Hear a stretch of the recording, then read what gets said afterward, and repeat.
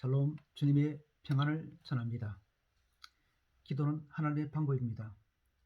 기도는 해도 되고 안 해도 되는 것이 아니라 반드시 해야 합니다. 기도의 성공이 인생의 성공입니다. 기도해야 나를 위해 세우신 하나님의 놀라운 계획들이 이루어지게 됩니다.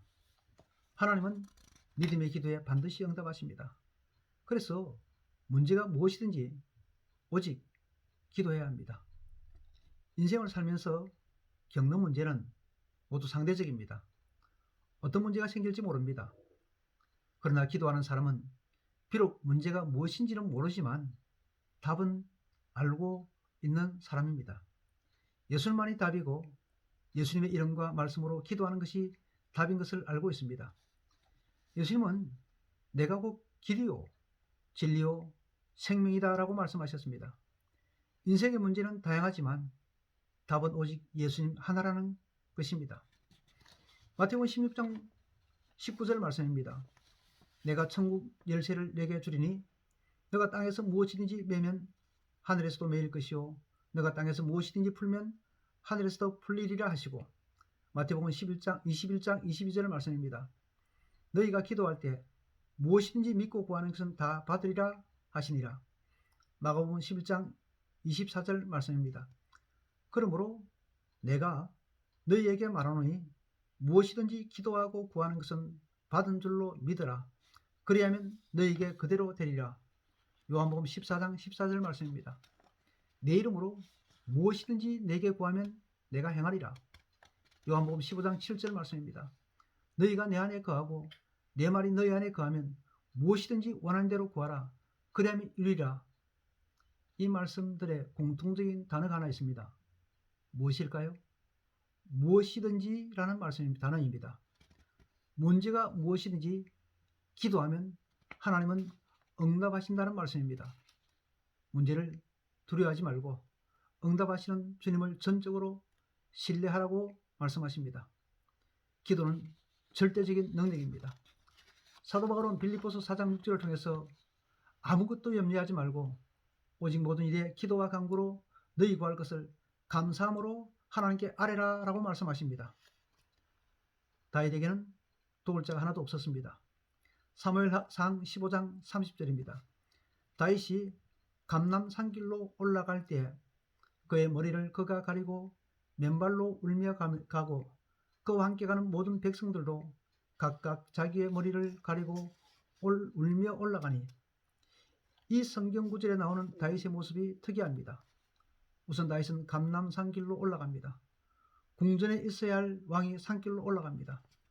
머리를 가리고 신발도 신지 못한 채 맨발로 다급하게 갑니다. 울면서 가는 다윗을 따라 모든 백성들도 머리를 가리고 울며 올라갑니다. 무슨 일이 일어났습니까? 다윗의 자기 아들 압살롬이 반란을 일으킨 것입니다. 그래서 다윗은 궁전에서 쫓겨났습니다. 아무런 해결책도 보이지 않습니다. 놀랍게도 다윗의 신하였던 아히도벨이 반란을 주도한 것입니다. 다윗은 더 이상 아무것도 할 수 없습니다. 아들과 신하에게 배신당한 다윗은 이제 머리를 풀고 맨발로 울면서 산을 올라가게 됩니다. 사람들 가운데 다윗을 도울 자가 한 사람도 없습니다. 그런데 다윗은 그 피난길에 하나님께 다음과 같이 기도합니다.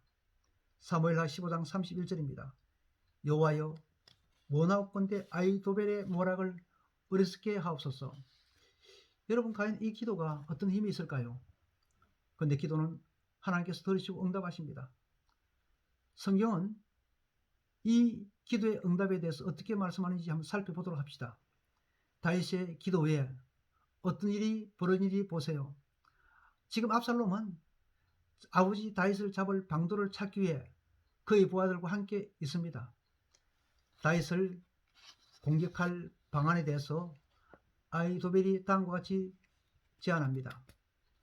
이제 내가 사람 12,000명을 택하게 하소서.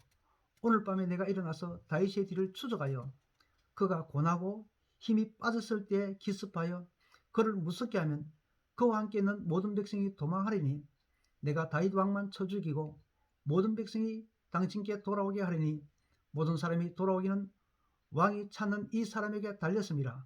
그리하면 모든 백성이 평안하리이다 하니 압살롬과 이스라엘 장로들이 다 그 말을 옳게 여기더라.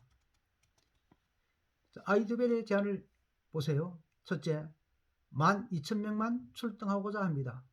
둘째, 오늘 밤에 당장 추격할 것을 제안합니다. 셋째, 다윗 왕만 죽이면 된다고 합니다. 압살롬을 비롯한 모든 사람이 이 제안에 대해서 옳게 여겼다고 말씀합니다. 이제 사실 다윗은 끝난 것 아닙니까? 그런데 이때 후세가 다음과 같이 제안합니다.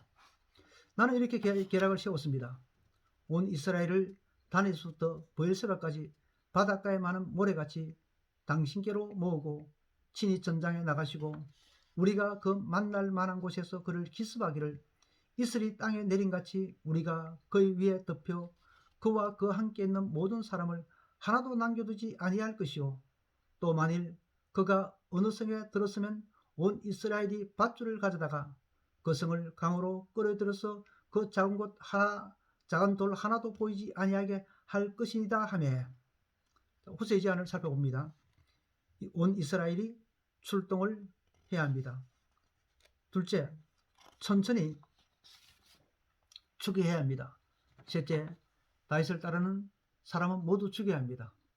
아히도벨의 작전은 기습전이고 후세의 작전은 전면전입니다. 그런데 사람들이 아히도벨의 제안보다 후세의 제안이 더 좋다고 합니다.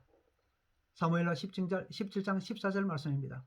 압살롬과 온 이스라엘 사람들이 이르되 아렉 사람 후세의 계략은 아히도벨의 계략보다 낫다 하니 이는 여호와께서 압살롬에게 화를 내리야 하사 아히도벨의 좋은 계략을 물리치라고 명령하셨음이더라.